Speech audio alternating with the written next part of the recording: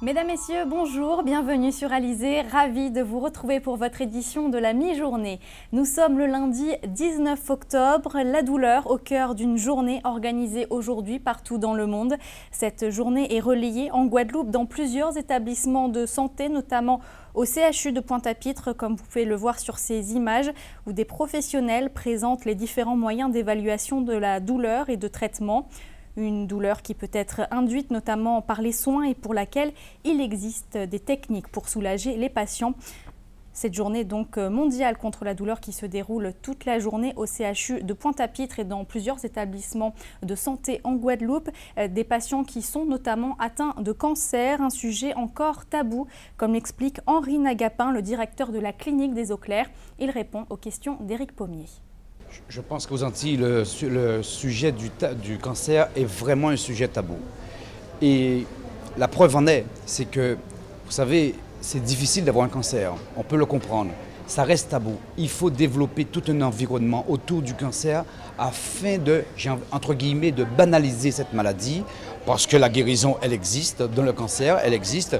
On a des taux de guérison qui sont très très importants en matière de cancer, quels que soient les cancers.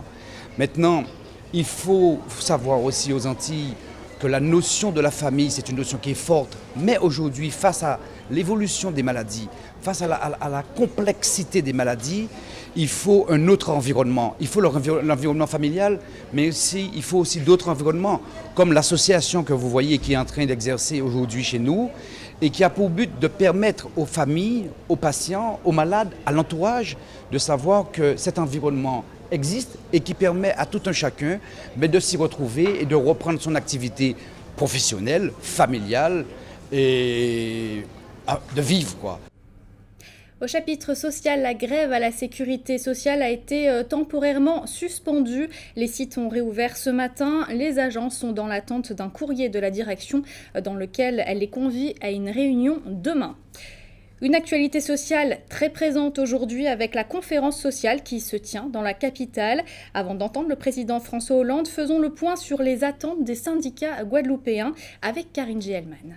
Grève à Air France, à Darty, à la sécurité sociale, mouvement au Pôle emploi, une rentrée sociale pas tout à fait comme les autres. En effet, à violence en réunion, agression et même grève des lycéens se sont invités dans les mouvements sociaux.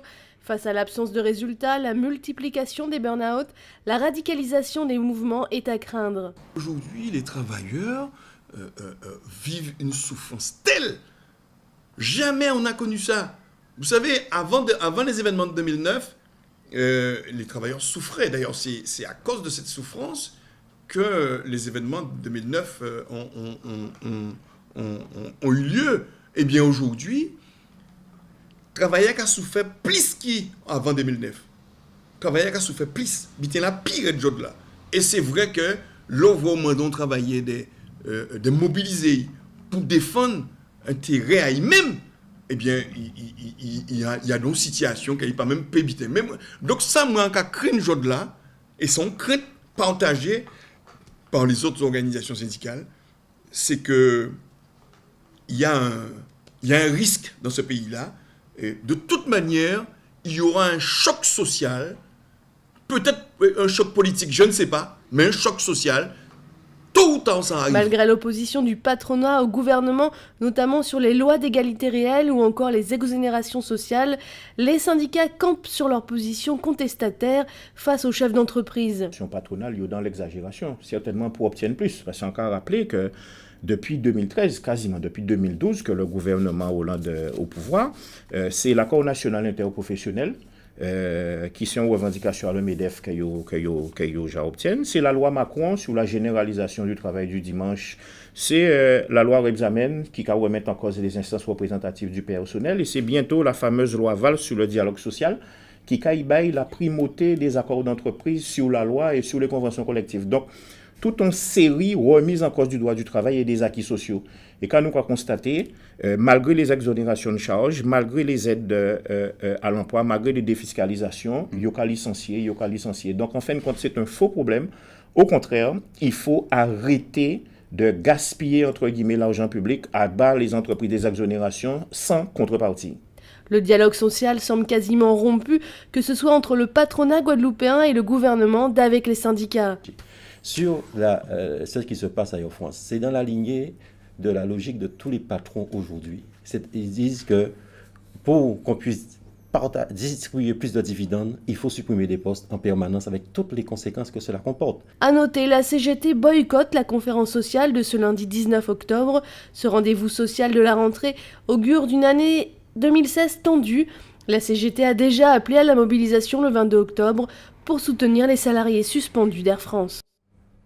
Et lors de cette 4e conférence sociale, le chef de l'État a tenu à souligner qu'il croyait au dialogue social. Je vous propose justement d'écouter un extrait de cette conférence. Aucune conférence n'est restée sans suite. Aucun de ces rendez-vous n'a été sans conséquences et sans portée. Toutes les conférences ont ouvert des chantiers, porté des réflexions et se sont conclues par des accords nationaux ou par des lois. Alors j'ai confiance dans le dialogue social, dans la réforme nécessaire, indispensable, dans le modèle social que nous devons non seulement préserver, mais faire évoluer. J'ai confiance parce que je sais ce que les Français peuvent éprouver dans cette période, une peur légitime, quel va être l'avenir, mais qui ne se laisseront pas gagner par la peur, car il n'y a aucun pays qui n'a pu être victorieux s'il a cédé à la peur, au repli et au doute de lui-même.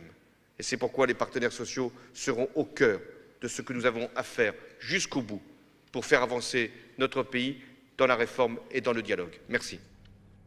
Tout autre chose maintenant, cette semaine, des cérémonies de passation de commandement sont organisées dans toutes les casernes de pompiers de Guadeloupe. C'est une d'ailleurs des particularités de notre région. Tous les 4-5 ans, les sapeurs-pompiers professionnels peuvent changer de caserne. Exemple ce matin à Morne-à-l'Eau avec un certain Karl Chipotel qui va prendre le commandement de la caserne des Abîmes. Le reportage de Karine Gielman. Mouvement de personnel chez les sapeurs-pompiers en Guadeloupe pour dynamiser les équipes.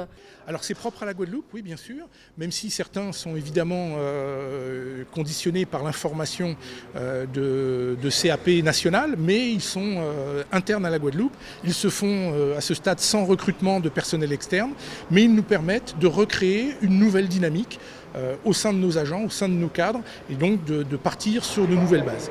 Une centaine d'agents sont concernés, une initiative propre à la Guadeloupe et qui se déroule tous les 4-5 ans. Ici à Morne-à-l'Eau, le capitaine Palu remplace le commandant Chipotel. Mais ça fait partie de nos obligations en tant qu'officier, la mobilité, donc c'est toujours aussi un grand plaisir, un nouveau challenge et de nouvelles missions avec de nouveaux collègues, donc il y a aussi des choses à recréer.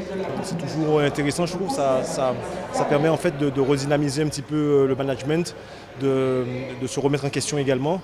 En tout cas, après 6 années passées à Morne-à-l'Eau, je pars quand même avec le sentiment du devoir accompli, même si évidemment rien n'est parfait. Il y a encore pas mal de choses à faire ici, encore des évolutions notables à avoir dans certains domaines. Pour autant, je garde un excellent souvenir parce que simplement j'ai travaillé avec des gens de qualité. En Guadeloupe, 350 pompiers sont en service et près de 1000 volontaires actifs. On va dire à peu près suffisant, mais qui évolue. Chaque année, on a des départs, question d'âge, question de travail. Certains de nos agents partent de la Guadeloupe pour aller travailler en métropole, ou tout simplement trouvent un job, un emploi, qui ne leur permet plus d'exercer dans des conditions satisfaisantes. Donc on enregistre chaque année une centaine de départs. Il nous faut renouveler ces départs-là. Et c'est dans ce cadre-là que nous avons passé un communiqué prévoyant l'organisation d'un engagement de sapeurs-pompiers volontaires d'ici la fin de l'année à hauteur d'environ 150 personnes pour nous permettre justement d'assurer le renouvellement de l'ensemble de ces départs. Si vous voulez rejoindre le corps des pompiers, n'hésitez pas à déposer vos candidatures avant le 30 octobre.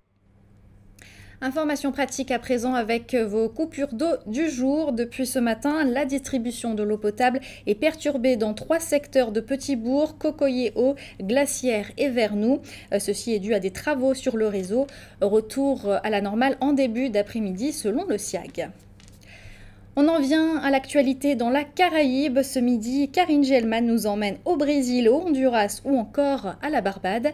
Voici la Minute Caraïbe. Brésil, où la Cour suprême a ouvert une enquête sur le président du Congrès des députés, Eduardo Cunha, et sa famille. Le parquet brésilien l'a accusé vendredi 16 octobre d'avoir détourné 15 500 000 $ au fisc, soit 13 600 000 €. Membre du Parti démocratique brésilien, Eduardo Cunha est devenu l'adversaire juré de la présidente de gauche, Dilma Rousseff, de plus en plus contestée dans le pays. Il se trouve qu'en raison de ses fonctions, c'est à Eduardo Cunha qu'il revient de valider ou non les demandes de destitution contre Dilma Rousseff. Eduardo Cunha se dit donc victime d'une instrumentalisation de la justice par le pouvoir à son encontre. Honduras, où les vestiges d'une civilisation perdue dans la jungle hondurienne depuis plus de 600 ans ont été retrouvés par les scientifiques du National Geographic. Le président du Honduras, Juan Orlando Hernández, a financé une documentation présentant 52 sculptures retrouvées sur le site appelé la Cité perdue du Dieu singe, diffusé à plus de 60 millions de lecteurs et traduit en 15 langues. Le processus de restauration et de préservation de la cité débutera en 2016. Le président Rolando Hernández envisage de construire un centre de recherche et de rénover l'aéroport pour accueillir des milliers de touristes et scientifiques. CARICOM, l'Inde souhaite développer ses échanges commerciaux avec les pays du CARICOM. Lors de sa récente visite à l'ONU, le Premier ministre indien Narendra Modi a tenu des réunions séparées avec plusieurs chefs d'État des pays des Caraïbes, notamment la Guyana, Sainte-Lucie, Saint-Vincent et la Grenade. L'Inde veut devenir un partenaire important de la Caraïbe face aux pays asiatiques qui ont investi plus d'1 milliard de dollars dans la région. Barbade cherche à attirer plus de touristes chinois dans son île. Une importante délégation barbadienne est actuellement en Chine pour participer à un séminaire sur le tourisme bilatéral qui se tiendra jusqu'au 2 novembre. Les touristes chinois sont les plus dépensiers du monde et la classe moyenne ne cesse de croître depuis ces 5 dernières années. D'importantes dispositions réglementaires sont en cours, visant à assouplir la délivrance des visas et à faciliter les liaisons aériennes entre les deux pays. Retour en Guadeloupe avec ce concours canin qui se déroulait hier à Port-Louis. L'occasion pour les Guadeloupéens qui sont encore des amateurs dans ce domaine de se préparer au championnat de la Caraïbe ou bien au championnat de France. Le reportage d'Anne-Elisabeth Artsen et de Patrick Curie. Créé en 1987 par Victor Vrécor, le club d'utilisation canine Nord-Grande-Terre a organisé le concours régional Ring et Obéissance comptant pour le championnat de la Guadeloupe. C'est le championnat de la Guadeloupe et nous avons le championnat des DOM qui se fait en métropole au mois de juin et qui est suivi du championnat de France. En fait, c'est toute une organisation qui est derrière. Et là, aujourd'hui, c'est le championnat de la Guadeloupe. Les chiens qui veulent faire le championnat des DOM doivent systématiquement faire le championnat de la Guadeloupe pour être sélectionnés après.